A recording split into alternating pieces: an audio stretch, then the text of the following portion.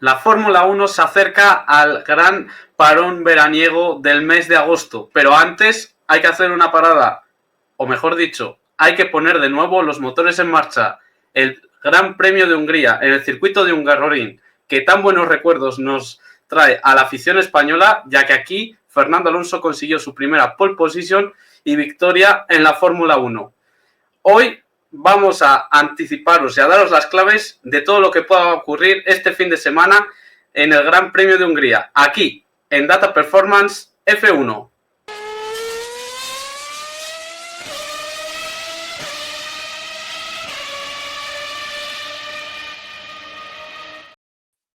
Bienvenido, Chemi. Muy buenas, estamos aquí por otra vez. Vamos a poner los motores en marcha, como decíamos, para hablar del Gran Premio de Hungría después de venir del Gran Premio de Bélgica en el circuito de Spa-Francorchamps. ¿Y en qué se parece Spa-Francorchamps a Hungaroring? Esa es la primera pregunta. Pues lo que un huevo, una castaña. Básicamente. Ahí está, lo podemos ver. Por aquí os lo mostramos. Este es el trazado en vista aérea del circuito de Hungaroring en Budapest, un trazado donde se basa en las curvas lentas, frenar y por lo tanto traccionar sobre todo muy bien. Y básicamente hablamos de un circuito muy pequeño. Lo más largo que tienes, si podemos ver, es la recta de meta y son 800 metros.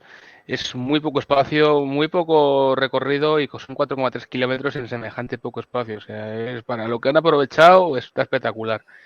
Un circuito, como vamos a ver, muy único, con muchas cosas especiales y con muchas cosas, como se puede ver aquí, en tres tramos. Primera parte hasta llegar a la curva 4, segunda parte hasta llegar a la salida de la 11 y la tercera parte final en la salida de la 12. Una primera parte y una tercera parte muy longitudinal, arranca, frena, claxon, y una segunda parte mucho más dinámica con muchas curvas enlazadas que van entrando, van saliendo y van dando oportunidades a los coches.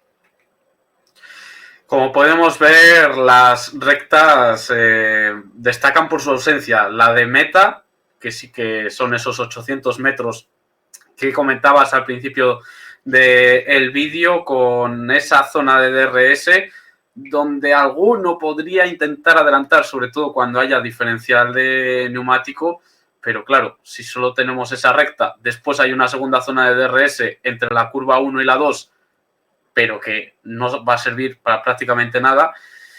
Aquí las posiciones en pista van a marcar mucho y por lo tanto gran importancia de la clasificación, y veremos si eso no le juega una mala pasada a Franco Colapinto, ¿no? Era así hasta 2022, hasta que cambiaron el C5 por el C2. Nos vamos a encontrar una carrera totalmente opuesta, totalmente diferente, una carrera urbana, pero de carrera urbana, no una clasificación urbana que luego la carrera era una procesión. Y el circuito nos ofrece muchas oportunidades y sobre todo para Franco y para Alonso, ojo que aquí pueden hacer cosas muy serias. Muy serias, hablamos de que los puntos son posibles. Pues ojalá tengas toda la razón.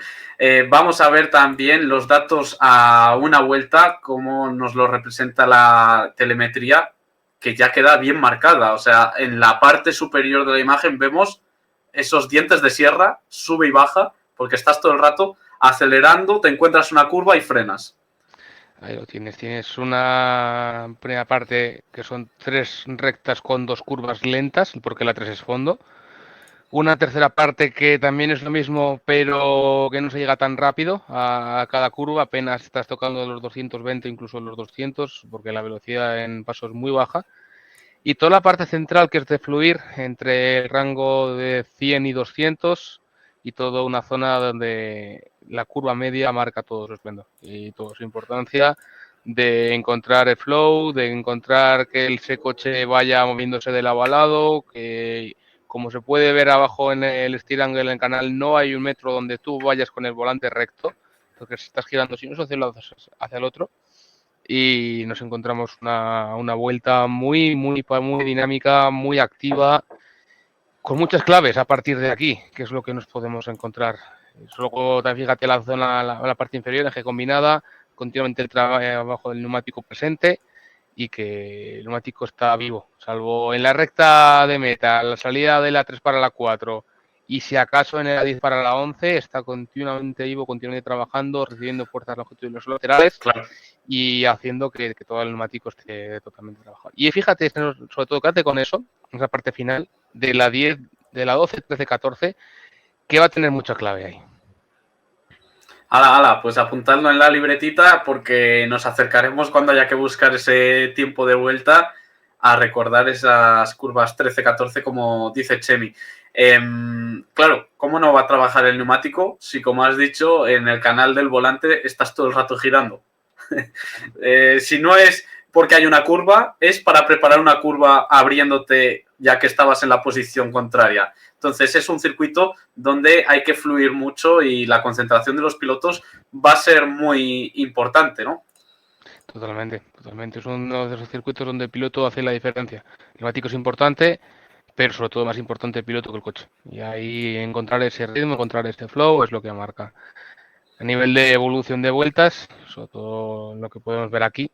Primera sesión, los libres 1 va a ser una primera toma de contacto con la pista. Realmente lo que vaya a ocurrir no es relevante.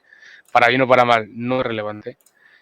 La primera imagen clara nos va a llegar en los libres, donde se va a dar un gran paso en todos los sectores y donde se va a poner mucha más velocidad. Hablamos de 2 km por hora en cada punto de velocidad y eso se traduce en un segundo menos en la vuelta. Otro paso adelante también muy grande cuando se ponga ya los modos de clasificación en la libre 3, porque ahí se va a dar un gran paso. Vemos en el sector 2 que se mejoran 3 km por hora, también hay otros 2,3 en meta, alrededor de 2 en el final de la recta. Y luego nos encontramos la quali. La quali es un momento clave, donde hay que sacar todo, donde tienes que ir bien preparado y donde te va a marcar mucho el sector 2 y el sector 3. De manera general, la parte central es lo importante. La parte final es importante que no tengas el neumático socarrado, que tengas el neumático vivo, porque va a ser un tema de cómo vas a gestionar el neumático. Y luego la carrera es una carrera increíblemente lenta, 10%. Hablamos de casi 8 segundos más por vuelta. A nivel de 2 segundos en el primer tramo, 3 segundos y medio en el segundo tramo y otros 2 segundos y medio en el tercer tramo. O sea, hablamos de 10 segundos, es decir, del 10%, una diferencia muy grande, pero muy grande, que va a llegar a la línea de preparar y mantener vivo el neumático para la carrera. A una vuelta sacamos el máximo, en carrera mantenemos ese máximo. Bastante interesante. Ahora bien, yo, con lo que veo en esta imagen, los libres 3 van a orientar mucho por dónde va a ir la clasificación. Quedan ya marcados los rendimientos con las unidades de potencia exprimidas al máximo prácticamente. 1.16.8 de media el año pasado en libres 3, 1.16.4 para la clasificación. Por lo tanto, las posiciones de esos libres 3 deberían de ser bastante parecidas a las que tengan finalmente para la parrilla de salida, ¿no? Los pilotos. Desde luego que sí, desde luego que sí, los libres 3 van a marcar, pero no van a sentenciar. La quali es lo que va a sentenciar y la quali es lo que va a marcar todo. Los libres 3 pueden dar una indicación, pero no un resultado y una verificación. Y vamos a ver entonces qué es lo que ocurre en clasificación, cuáles son las partes importantes. Según lo visto el año pasado, mucha igualdad en la cabeza y el segundo y el tercer sector son las claves del circuito de Hungaroring. Primera parte me da prácticamente lo mismo. Tú solo tienes que ver a Hülkenberg y a Magnussen con 2.87 llegando a la curva 3 y en el mismo tiempo que Piastri 27.7, Piastri 27.5, Piastri 27.5, Hülkenberg 27.6, Magnussen, hicieron muy bien, que en la parte final y en toda la vuelta se dejaban casi un segundo por vuelta. Es decir, primera parte de la vuelta es muy poco relevante.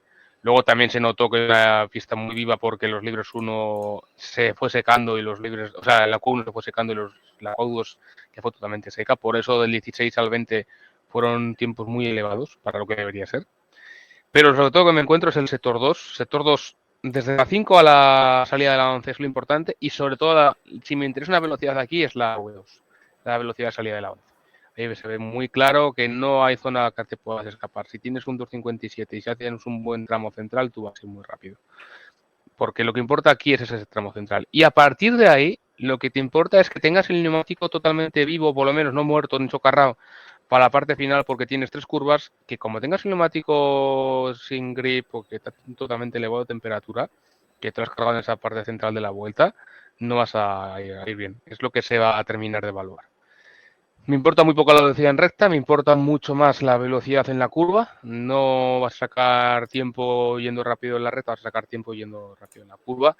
Y en ese sentido se trata de tener el menor ala posible que te dé la parte trasera estable. Lo que te interesa es tener un coche direccional, un coche para que traccione bien, que salga bien de curva y que la recta no me importe tanto. No voy a sacar tanto ahí, voy a perder mucho más con la recta que en la curva. Vemos a Norris siendo la referencia 1.15.2. ¿Tú esperas que se baje del 1.15 esta temporada? Hay un resfaltado Difícil. en la pista. El 95% de la pista va a ser nueva. Yo creo que se va a ver un 14. Un 14 alto, 14.8 o 7 debería verse en la cual. Y sobre todo la clave va a ser ese 27 primer tramo y sobre todo hacer un 25. Si vemos un 25 en el segundo tramo, es que se puede ver un 14. Si no vemos un 25 en ese tramo, lo tenemos bastante complicado. Va a ser complicado. Pero no solo ese 15-2 que vemos en Norris, sino también en Piastri y en Verstappen. Y es que la pole position del año pasado fue frenética, muy igualada entre Max Verstappen con el Red Bull y los McLaren. Y aquí podemos ver la vuelta. Es que se puede decir que se le escapó la pole position a Verstappen, que la tenía en su mano, pero fueron las dos últimas curvas, la 13 y la 14, que decía Chemi, apuntaros esos giros.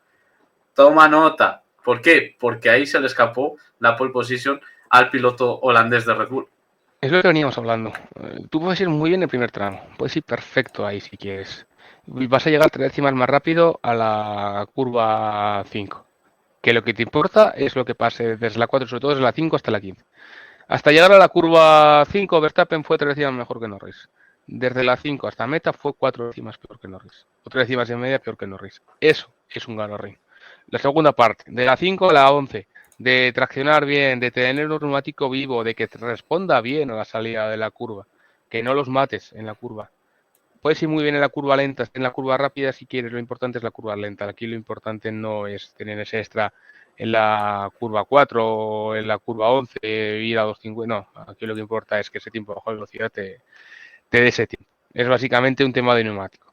Y segunda parte de la vuelta. Eso fue el rendimiento a una vuelta durante el sábado en clasificación. Vamos a adentrarnos en lo que ocurre el domingo en carrera. Ya lo decía Chemi, carrera muy lenta, 1.23.3 en ritmo de carrera en cabeza para los McLaren, mientras que la clasificación estábamos hablando de la pole position 1.15.2. A una vuelta hablábamos de sacar el máximo del neumático sin pasarte de temperatura. Es una prueba máxima de grip. En carrera se trata de una prueba máxima de degradación, de ver hasta dónde es capaz de llevar ese grip. Tú puedes tener un coche increíblemente rápido una vuelta, que te cargas el neumático en 5 vueltas y te quedó el coche sin ritmo. Aquí no se trata de la vuelta 5, se trata de la vuelta 15, la vuelta 20. Tienes que llegar bien al final del run. Y para llegar al final del run tienes que hacer que el neumático viva. Esto es bastante en línea con lo que veíamos en la quali, primer tramo bastante poco relevante. Tenemos a Richardo a una décima de Norris y al final de la vuelta estás a 1.3. Lo que pase importa bastante poco. Lo que pase en el segundo tramo y sobre todo en el tercero es lo que me va a marcar. En el segundo tramo tengo que sacar ese grip y mantenerlo. Hablamos ya de 29, no de 26 ni de 25, hablamos de 29, es decir, hay menos velocidad, pero hay que mantener ese grip. Y en la parte final hablamos de 23, no de 21. Entonces es una carrera de mantener el grip. No es el C2, es el C5. No son los neumáticos medios, son neumáticos blandos, quitando el C6, que es súper blando. Entonces hablamos de una carrera de mantener el grip, de llevar el ritmo y de tejer el coche vivo. También vemos que por esos neumáticos estrategia mayormente a dos paradas, ya lo veremos cuando tratemos las estrategias en sí, pero qué emocionante fue el año pasado esta carrera con un grupo de cabeza, 8 pilotos en 3 décimas y media. Vamos a ver si esta temporada lo pueden repetir los participantes o McLaren se sentencia como claro favorito. Respecto a los ritmos, en carrera se sigue marcando la tónica de clasificación. Primer tramo, poco relevante, 0,5 de tasa crítica. El segundo es el que más diferencias marca y el tercero, 0,8, también bastantes diferencias, porque hay que terminar de cerrar la vuelta manteniendo el neumático. Es esa gestión del neumático tan importante que has estado diciendo. Sí, básicamente lo que nos encontramos aquí, la primera parte me importa muy poco. La segunda parte, cuál es tu vuelta, porque eso es lo que es en Valorín. Y la parte final, más o menos lo mismo, las diferencias se van a mantener ahí y puedes encontrarte menos cambios, pero los que eran. ¿Qué pasó el año pasado? Que Mercedes aquí fue muy bien, tuvo un coche bueno a baja velocidad, McLaren, sabemos que es la referencia, y que Ferrari también va a estar bien, y que Red Bull no va. Ese es el tema. Este año Mercedes no va tan bien como el año pasado, McLaren y Ferrari sí. Ya nos va dando una idea de por dónde van a ir los tiros. Aston Martin también es otro indicativo de que aquí iba y aquí puede ir. Con el coche que tiene el año pasado, aquí van. Y que Alpine no estaba lejos. Y este año tiene opciones, bastantes opciones de poder hacer cosas serias. En cuanto a la calidad del ritmo de carrera respecto a la clasificación, aquí viene donde la mata, donde la machaca. Esa carrera tan lenta comparada con el rendimiento a una vuelta del sábado, una media de unos 8 segundos más lenta la carrera que la clasificación, un porcentaje de más del 9%. Es una carrera muy lenta. Es una carrera que tienes que llevar el neumático vivo a la vuelta a Target. Porque los neumáticos ya no son tan duros como el año pasado, como años anteriores. Ahora es el C3, C4, C5. Entonces hay que llevarlos vivos. Y eso es lo que te va a marcar. Tú tienes que ver cómo degrada el coche, tienes que ver la evolución de las vueltas y hasta dónde puedes llegar. Y eso es lo que te va a hacer este año todo. Eso es lo que te puede hacer este año todo. Entonces, ese es el tema. No se trata de tener solo un coche rápido una vuelta, que también hay que tenerlo rápido en carrera. Antiguamente no. Antiguamente lo que pasara en carrera me da igual. Tenía un neumático que llegaba al final, me importa poco. Ahora no. Ahora tengo un neumático que me permite estar vivo. Y lo vas a ver bastante claro aquí. Esto es lo que dicen los tiempos a nivel general, pero vamos a ver cómo se desarrolla la carrera. La prueba del año pasado, con esas 2 paradas por cada piloto prácticamente en boxes, vimos una prueba sin incidentes graves, limpia. Por lo tanto, se pueden desarrollar los ritmos y la gestión que cada piloto tenga que hacer en sus neumáticos. 2 paradas en territorio limpio, sin safety car ni banderas y muy rítmico. Sobre todo muy rítmico. Eso es lo que marca el race speed, pero claro, la pregunta es, ¿aquí se puede adelantar? Sí, ¿no? Históricamente era complicado, era una carrera muy marcada por la clasificación, pero claro, cuando entran en juego 2 paradas en boxes y esos saltos de neumáticos, de tener la goma nueva respecto a la vieja, vemos que se pueden abrir esas ventanas de oportunidad para adelantar con una recta de unos 800 metros y usando el DRS. Se puede adelantar, pero no por DRS, sino por neumático, por diferencial.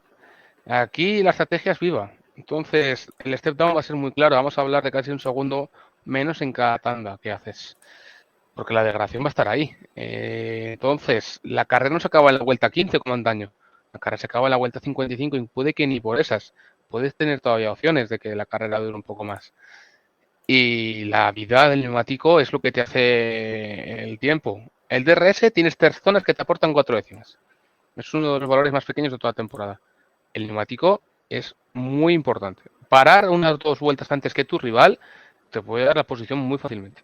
Porque parar una vuelta antes puede suponer un undercut de casi un segundo por vuelta. Aquí el efecto de undercut es increíblemente poderoso. Y aquí con el juego del DRS, al tener solo un punto de detección en esas 2 primeras zonas donde se puede usar, casi es más favorable adelantar en la frenada de la primera curva y aprovechar el DRS que tienes a partir de ahí para conseguir aún más ventaja respecto a tu perseguidor. Con todos estos datos en cuenta, tenemos este gap. Estas diferencias se fueron generando a lo largo de la carrera del año pasado, donde los McLaren fueron la referencia al frente. Max Verstappen se fue quedando sin ritmo, incluso bloqueado después de cada parada en boxes que hizo detrás del Mercedes, si no me equivoco, de Lewis Hamilton, sí señor. Y eso permitió que los McLaren gestionaran la carrera como les gustasen, entraran incluso en su duelo que finalmente hubo órdenes de equipo de ceder la posición Norris a Piastri, porque antes ya había hecho el trabajo tu compañero de equipo para que todos estuvieran más o menos contentos, y los Ferrari que se quedaron un poco por el camino. No obstante, es lo que veíamos en los ritmos. Los 8 primeros pilotos estaban en 3 décimas y media. Muy claro ahí, muy claro. Sobre todo, no hay tema de bloqueos, es posible adelantar, pero tienes que tener un neumático nuevo. Si no tienes un neumático nuevo y estás en la misma línea que tus rivales, ahí sí que el bloqueo va a ser bastante poderoso. Lo vemos muy claro en la zona media. Todos pararon la vuelta 7 a la 10 y hubo un bloqueo detrás de la PIN que fue espectacular. Hasta el momento en el que para, y eso creo que fue detrás de Ocon, me parece. Ocon, sí. Y creó un bloqueo espectacular porque la gente iba detrás prácticamente a su ritmo porque no podía pasar. En el momento en el que para, en el momento en el que se quita el medio, porque creo que abandona la carrera y se quita del medio, el resto de la gente puede avanzar. Se liberan. Puedes atacar, tienes oportunidades para correr en la distancia, tienes oportunidades para tener una buena estrategia, y la carrera no es solo posición. Eso que hemos visto es lo que antiguamente era una carrera muy estática, muy simple, ahora no. Ahora hay oportunidades, ahora hay adelantamientos, podemos ver también a Verstappen adelantando al Ferrari en la vuelta 56. Pueden pasar cosas. Eso es la gran clave de la evolución de Hungaroring. Antiguamente era un circuito muy aburrido, ahora es un circuito muy dinámico. Y de ver lo que ocurrió a nivel general, cómo se produjeron esas diferencias durante la carrera, toca ver de una de las claves que hemos estado comentando, el neumático. A una vuelta hay que mantenerlo vivo para hacer el tiempo. Y en carrera, la gestión y el diferencial de neumático cuando pares en boxes es lo que te va a permitir poder pelear en pista e incluso adelantar en el circuito de Hungaroring este fin de semana. Y este fue el comportamiento de las gomas el año pasado. Lo que marca muy claro que el neumático medio es la mejor opción, no la dura. El neumático medio es el más rápido porque tienes una décima en el primer tramo, otra en la parte final y en la parte central estás más o menos igual. Entonces no es tan mala opción pivotar la carrera sobre el medio sabiendo que se va a hacer 2 paradas y que el blando no era tan buena opción como el duro. En ese caso tienes 2 tandas con el medio y la duda de si empiezo en el blando y voy corto o coloco en el duro y tengo opción de ir largo. Que eso es lo que marca sobre todo la estrategia. La degradación es bastante evidente, pero bastante controlada. No es de 0 a 8, es de 0 a 5 y con el medio y luego también con el blando. Y entonces hablamos de una carrera bastante directa. Con todo esto lo que supone en la carrera, pues que nos metemos en un escenario de medio, duro, medio, porque el neumático medio es mejor que el duro y el neumático duro no va tan bien como el medio. Por eso los 6 primeros hacen medio, duro, medio. Y Pérez hace algo diferente que es duro para ir largo, medio, medio. Y Russell también porque Pérez y Russell salían atrás. Por eso buscaron la contraestrategia con el duro, extendiendo más su tanda inicial y quitándose de esa manera el tráfico para luego terminar de atacar con los neumáticos medios. Tsunoda intentó buscar una carrera, una parada. Lo que pasa que si haces una parada eres muy vulnerable a que venga alguien y por aire limpio te pueda quitar la posición. Y que cuando te vayas a encontrar con él en la vuelta 50, pues tú tengas neumáticos en la vuelta 20 y el otro tenga neumáticos en la vuelta 5, entonces seas bastante más vulnerable. Lo que pasó en la zona media, que intentaron parar todos muy pronto, salieron con el blando y llegaron hasta vueltas 7 o 10 muy pronto y de ahí buscaron 2 tandas un poco más largas con el medio y con el duro para llegar al final. Lo lógico aquí es eso, hacer 2 tandas en el medio, pero ellos buscaron 2 tandas en el duro. Sin llegar a definir como tal la ventana de paradas, porque al final, parando tan pronto, provocaron arrastres muy tempranos y combinando prácticamente una ventana de parada con la siguiente o cuando paraban normalmente los pilotos de cabeza. Y en ello ten en cuenta, sobre todo, que tienes que hacer 2 medios y 2 duros para la carrera. Es decir, tienes que guardarte de los 2 duros para la carrera y solo puedes utilizar un medio que seguramente lo utilices en MP2. Lo que ya me lleva a que es muy posible utilizar 5 sets de blandos entre FP1, FP2 y FP3. 2 en FP1, otros 2 en FP3 y otro en FP2. ¿Me estás diciendo que Aston Martin va a ir a la Q2 sin neumáticos blandos nuevos? Pues es posible que sí. Posible que vuelvan su estrategia del Dodotis. O que igual intenten incluso pasar el primer corte con el medio. No, porque el medio aquí no rinde. Hay Aquí que por guardarlo. encima sí es demasiada diferencia y a una vuelta no te va a dar. A una vuelta. Sí, fíjate, esos casos donde hay funcionado mejor el medio que el blando ha sido cuando el blando era el C6. Cuando era el C5 no ha habido tanta duda. Por eso el C6 es quizás demasiado blando, el C5 es un neumático muy competitivo y que es un buen blando. El C6 no es tan buen blando. Y aquí hablamos de C4 de medio, entonces hay un step de bastante diferencia, 8 décimas, que puede marcar todo bastante. Puede haber sorpresas entonces en la Q1, como alguno no se asegure el corte y a lo mejor luego se quedan otros sin opciones de pasar a la Q3 por haber gastado todas sus balas antes.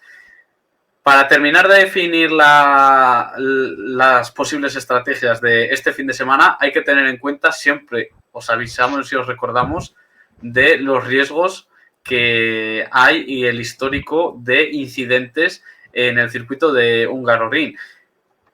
Pocos incidentes en los últimos 5 años. Sí que en 2021 y 2022 apareció el safety car en la salida, en la primera vuelta, y eso se extendió durante algunos giros. Luego en 2022 también hubo otro incidente al finalizar la carrera, pero ni 2019, 2020, 2023 ni 2024 hubo incidentes. Y de la lluvia ya ni hablamos, que sí, que se ha hablado de que a lo mejor llueve esta temporada para el domingo, este fin de semana. Bueno, habrá que ver, porque en Budapest, en verano, es complicado que tengamos algún tipo de tormenta que pueda afectar a la estrategia. Por lo tanto, yo orientaría mucho al tema de la vida de los neumáticos. No esperaría un incidente que pudiera romper el plan inicial.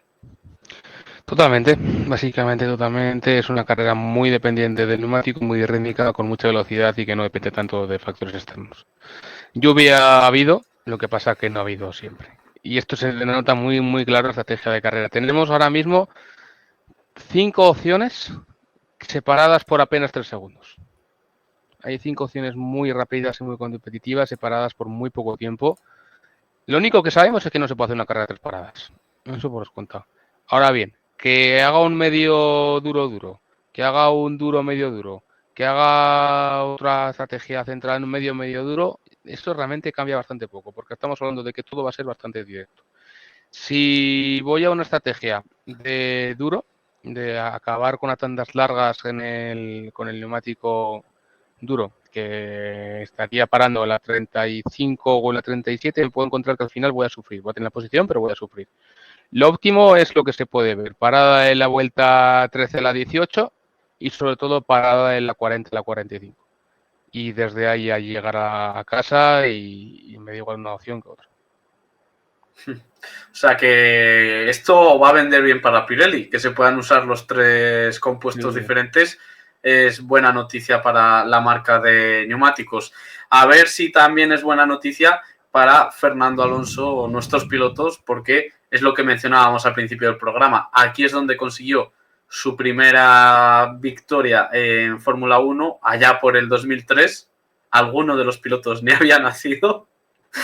De los que están en la parrilla, y ya hemos visto que el año pasado, a pesar de que el AMR24 no era un coche competitivo, aquí estuvo en los puntos y no le fue tan mal. Por lo tanto, ostras, hay que contar también que las mejoras, las novedades que incorporaron en el fin de semana pasado iban orientados a este circuito, a este fin de semana. Yo espero de Aston Martin que den un pasito adelante. Tienen que dejarlo, básicamente lo que lo encontramos la semana pasada, que el coche en una configuración de baja carga no fue, porque ese coche no está preparado para ir a baja carga, necesita más apoyo del ala que del suelo. Y cuando te quitas el ala, te quita el suelo y se queda demostrando las debilidades que tienes. No vamos a hablar de un medio downforce como era la opción de alta carga en Spa. Aquí vamos a hablar de un propio high downforce, alta carga para un Garroren. Suelo no va a tener tanta importancia, las alas van a apoyar mucho más, va a tener un coche mucho más centrado en los dos ejes, con ala delantera que, si te acuerdas, la quitaron porque no era susceptible para circuitos de baja carga. Básicamente, si tienes una ala que te está aportando carga y te tienes que quitar la carga, no haces nada. Está desbalanceado. Aquí sí que tienes que tener un coche que tenga mucha carga y que tenga un buen apoyo. Y a partir de ahí puedes tener una opción bastante grande de poder hacer una buena actuación. Yo espero que este año Aston Martin no sufra desde luego tanto como en Spa y pueda ir en la línea de lo que vimos en Imola o en carreras anteriores donde ha estado liderando la zona media. Y Alpine lo mismo. Alpine ha demostrado que es un coche que puede ser competitivo aquí. ¿De dónde vienen los equipos en clasificación? Aquí os lo mostramos. Pues McLaren viene de liderar, de recuperarse de ese gran paso atrás que poca gente vio y que aquí se queda muy claro de la gran catástrofe que hicieron en la clasificación de Silverstone, a nivel de que perdieron bastante rendimiento con todos, al punto de ser tercer equipo. Red Bull vuelve a tener un poco posición, Ferrari se acerca más, Mercedes se aleja y toda la zona media se alejó mucho, o sea, se acercó mucho, menos Aston Martin, que hizo la peor clasificación de la temporada. Solo Bahrein estuvo por detrás de ellos. ¿Pero por qué? Porque teníamos un setup de agua en condiciones de seco. Evidentemente, con una alta carga, con un coche que no iba a ningún lado y con nulo apoyo del suelo, ¿qué te voy a decir? No ibas a ningún lado. Eso respecto al rendimiento a una vuelta, en carrera, ostras, casi asusta lo que estamos viendo. Desde el Gran Premio de Canadá parece que McLaren no tiene rival. Sí, se ha alejado, estuvo cerca Red Bull en Imola, en Momeló, también en Canadá, pero a partir de un paso atrás bastante grande que ha aprovechado Ferrari para acercarse. Mercedes también ha dado otro paso grande atrás desde Canadá y parece que Williams se recupera, que Visa no, Racing Bull no tuvo una actuación tan mala. Fue la tercera mejor carrera de Aston Martin en la temporada, a pesar del resultado tan pobre que tuvo. Con Stroll hicieron las cosas bastante bien. Y fue una carrera de récords, porque las diferencias fueron bastante bajas. Lo que nos encontramos es que la distancia entre McLaren y el resto fue demasiado grande. Y no hay razón para pensar que aquí no sea tan grande. Ese es el problema. Uf.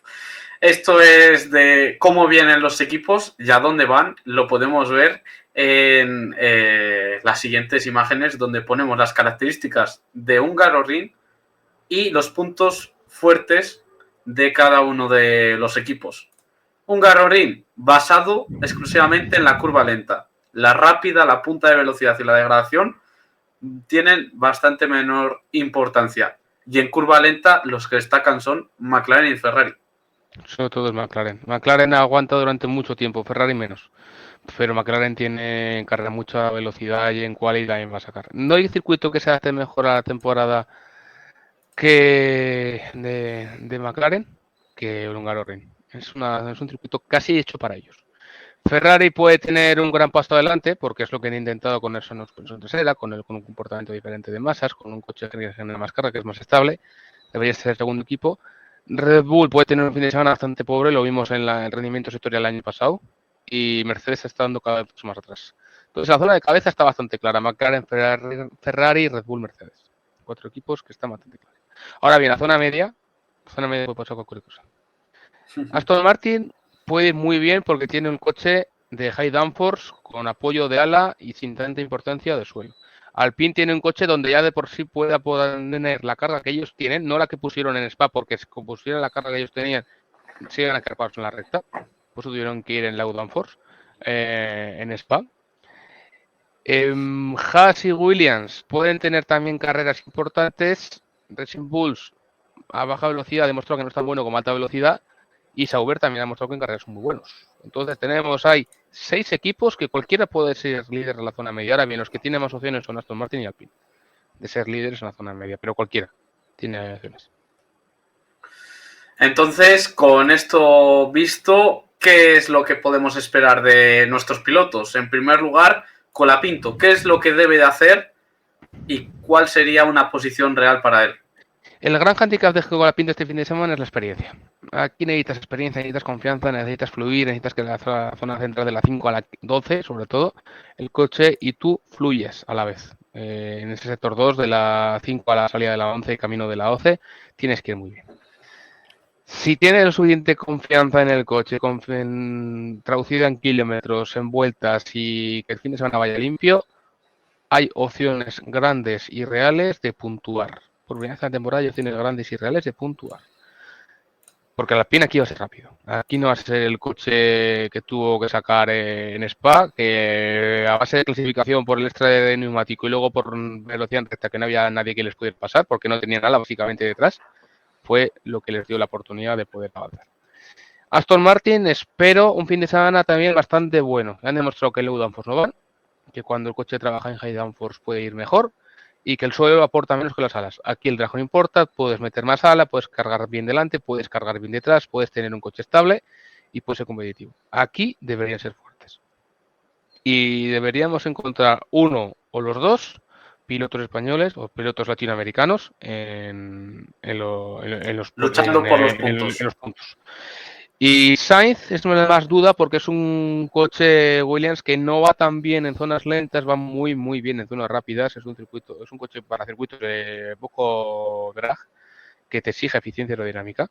Pero cuando el drag no importa y lo que te importa es el grip y la baja velocidad, aquí no debe ir tan bien. Entonces ahí no lo veo tan cerca de los puntos. Yo veo posiblemente un Carlos Sainz ganando a su compañero de equipo, pero claro, sin entrar en los puntos, sin entrar en la Q3, va a sonar desde fuera que tampoco esté haciendo un gran fin de semana. Así que a ver, porque además Carlos Sainz necesita recuperar esa confianza e ir ganando los pulsos a Alex Albon, que de momento tiene mucha ventaja en el Mundial sobre el piloto español. Para ir terminando, os dejamos los horarios para este fin de semana. Entramos ya en el mes de agosto. Es un formato habitual de Fórmula 1, 3 sesiones de entrenamientos libres, la clasificación y la carrera. Comienza el viernes a la 1:30 del mediodía, los libres 1, los libres 2 a las 5 de la tarde, horario español, también es el mismo horario en Hungría. Ya el sábado a las 12:30 del mediodía serán los libres 3, a las 4 de la tarde la clasificación y rematamos el fin de semana con la carrera, donde se repartirán los puntos, donde se jugará el podio y la victoria, que dará comienzo a las 3 de la tarde, horario español. Para mí, ¿quién va a ser el vencedor este fin de semana? Para mí la pole position debería de ser de Lando Norris, que ya dijo en Bélgica que se le da muy bien el circuito de Hungría. Victoria también para Lando Norris, segundo Oscar Piastri y yo coloco tercero a Max Verstappen. Yo creo que me mojo poco, pero es que la realidad es que McLaren está un paso por delante del resto. La realidad triste en cabeza es esa. La zona media va a ser una auténtica bomba, eso seguro. Pero ¿quién le interesa una lucha por la última posición? O por la octava posición. Ese es el problema. Pues estaremos por aquí para ver, sobre todo, analizar lo que ocurra el fin de semana. Lo veremos en los vídeos de la próxima semana y nosotros ya os hemos dicho lo que puede ocurrir, lo que creemos que va a ocurrir en base a los datos. Ahora dejadnos en comentarios vuestras predicciones, que os vamos a leer y las tendremos en cuenta para ver quién se lleva el champán de Data Performance F1. Nada más que añadir. Dale al like, compartirlo para llegar a todos los amantes de la Fórmula 1 y que se enteren de lo que pueda pasar en el fin de semana del Gran Premio de Hungría y suscribiros, echad un ojo a la membresía porque por aquí van a venir muchas cosas en este canal.